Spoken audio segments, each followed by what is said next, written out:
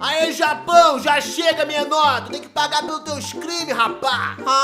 Demo não desu ka? Watashi wa totemo kawaii desu. Não adianta, Japão, eu sei da tua história, cara! Eu sei quem você é de verdade! Então é isso. Você quer o meu eu antigo de volta, não é? Pera aí, quê? Não é isso que você quer? O velho Japão? O Império? Destruir todos aqueles que eu julgava inferior. Qual você prefere? China? Coreia? Filipinas? Eu destruí todos e se precisar, destruirei novamente. Olha, cara, eu sei disso, tá ligado? Eu sei que você também teve aquele ataque bem ferrado com as bombas atômicas. Não, você não sabe. Tem ideia do que uma bomba atômica faz com seu corpo, Burajiru?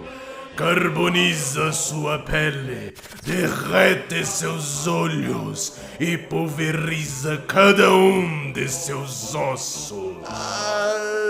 Eu fui o terror asiático e sucumbi na desgraça da fornalha nuclear.